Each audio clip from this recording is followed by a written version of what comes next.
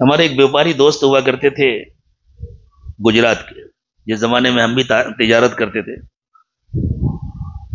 تو وہ ایک آئٹم بناتے تھے، اس کی سپلائی کرتے تھے، وہ آیا کرتے تھے۔ تو جب امبانی کا انتقال ہوا تو جتنے دولت مند تھے نا سب ہل گئے تھے، او سب کچھ چھوڑ کے جانا پڑے گا، اتنی محنت سے جمع کیا سب چھوڑ کے جانا پڑے گا۔ جو آخرت کو نہیں مانتا نا، جیسے جیسے اس کی عمر بڑھتی ہے اس کی حسرتیں بڑھتی ہیں، اور آپ یقین مانیے جیسے جیسے نعمتیں بڑھتی ہیں ایسے ایسے اس کی حسرتیں بڑھتی ہیں، جتنی نعمت بڑھتی جاتی ہے اس کا افسوس بڑھتا ہے، میں بوڑھا ہو گیا ہوں، کمزور ہو گیا ہوں، یہ بھی چھوڑنا پڑے گا، یہ بھی چھوڑنا پڑے گا، یہ بھی چھوڑنا پڑے گا۔ تو وہ آئے، مجھے اس وقت نام ان کا یاد نہیں ہے، یاد بھی ہوتا تو میں نام نہ لیتا، بوڑھے آدمی تھے، بہت شریف آدمی تھے، گجراتی ہندو تھے، بہت شریف آدمی تھے، بہت اچھے بزنس مین تھے۔ تو وہ جیسی آ کر کے بیٹھے تو مجھ سے کہتے ہیں بڑی حیرت کے ساتھ، مولانا صاحب یہ زندگی کیا ہے؟ بتائیے، اتنا بڑا آدمی، اتنی بڑی دولت کا مالک، اور چلا گیا۔ تو میں نے ان سے کہا کہ زندگی کیا ہے اس کا جواب میں اپنی طرف سے دوں یا قرآن سے بتلاؤں؟ تو انہوں نے حیرت سے کہا کیا قرآن میں یہ بات بھی ہے؟ میں نے کہا قرآن میں کیا بات نہیں ہے، قرآن پوری زندگی سکھانے کے لیے، قرآن میں کیا نہیں ہے میں بتلاتا ہوں۔ اور میرے پاس کچھ کتابیں وہاں رکھی ہوتی تھی، قرآن پاک رکھا ہوتا تھا، میں نے قرآن پاک کا نسخہ اٹھایا اور اس کے بعد ان کو چند آیتیں پڑھ کر کے سنائی۔ ہم تو ایسے موقعوں کی تلاش میں رہا کرتے تھے، ہمیں تو موقع مل گیا، ہم نے چند آیتیں ان کو سنائی اور اس کی تشریح کی۔ بڑی حسرت کے ساتھ انہوں نے کہا کیا بتلاؤں، بوڑھا ہو گیا ہوں، اب اتنی ہمت نہیں ہے کہ میں عربی پڑھ سکوں۔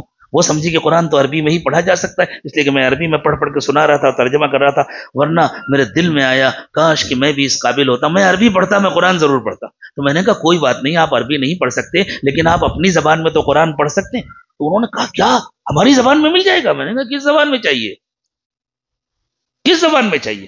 ہندی میں چاہیے، گجراتی میں چاہیے، انگلش میں چاہیے؟ آپ کی مادری زبان گجراتی ہے، آپ کو گجراتی میں چاہیے، آپ ہندی میں پڑھنا چاہیں ہندی میں چاہیے، آپ انگلش میں پڑھنا چاہیں انگلش میں چاہیے، اور کہاں چاہیے؟ بھیونڈی میں چاہیے یا احمد آباد میں اپنے آفس میں چاہیے؟ آپ بتلائیے، ہمارے پاس ایسے لوگ ہیں، میں فون کروں گا احمد آباد میں آپ کے آفس میں پہنچ جائے گا قرآن کا نسخہ، اور آپ کو یہاں چاہیے تو یہاں مل جائے گا۔ تو انہوں نے کہا نہیں، ہماری مادری زبان تو گجراتی ہے لیکن بچپن سے چونکہ ہم نے انگریزی میں سب کچھ پڑھا لکھا ہے، اگر انگلش میں مل جائے تو زیادہ بہتر ہے۔ میں نے انگلش میں مل جائے گا۔ مل گیا قرآن ان کو۔ وہ ہم سے پہلے مالیگاؤں کے کوئی دوست تھے، جب وہ وہاں گئے تو اتفاق سے ان کے پاس انگریزی کا نسخہ موجود تھا، ہم نے سوچا تھا کہ منگا کر کے دیں گے اگلی وزٹ میں، لیکن ان کا فون آیا کہ نہیں ہم کو وہاں مل گیا ہے۔ اچھی بات ہے، پڑھنا شروع کر دیجیے۔ جب اگلی وزٹ میں وہ آئے، مہینے میں ایک مرتبہ آتے تھے، کبھی 1.5 مہینے میں 2 مہینے میں آتے،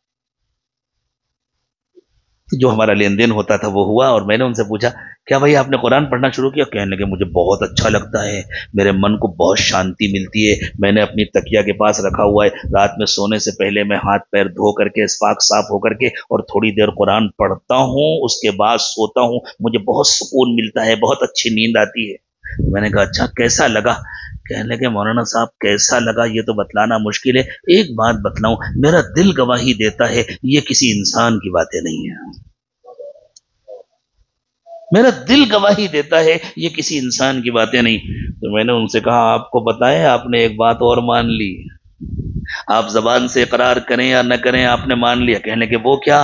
میں نے کہا جب آپ کے دل نے گواہی دے دیا کہ یہ کسی انسان کی بات نہیں ہو سکتی، تو پھر آپ کے دل نے یہ بھی مان لیا کہ جس انسان نے یہ ہمیں لا کر دیا ہے وہ عام انسان نہیں ہے، وہ اللہ کا دودت ہے، وہ اللہ کا پیغمبر ہے، اللہ نے اس کے اوپر اتارا ہے۔ وہ چپ ہو گئے، انکار تو نہیں کیا انہوں نے لیکن اقرار کرنے کی بھی ہمت نہیں تھی، تو وہ چپ ہو گئے۔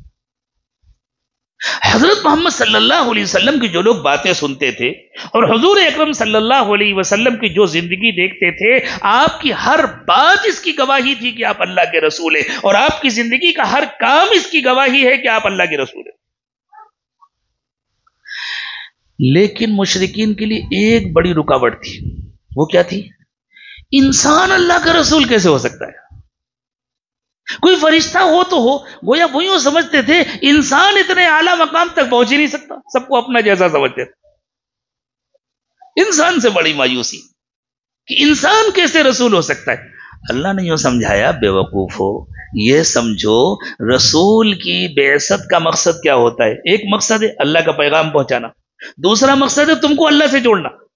اللہ کی بات تم تک پہنچانا، تمہارا رشتہ اللہ سے جوڑنا، ادھر سے ادھر، ادھر سے ادھر. اور تمہارا رشتہ اللہ سے کب جڑے گا؟ جب تم اللہ کی مرضی کی زندگی گزارو گے. اور اللہ کی مرضی کی زندگی گزارنے کے لیے کوئی نمونہ چاہیے، وہ نمونہ نبی کی زندگی ہوتی ہے.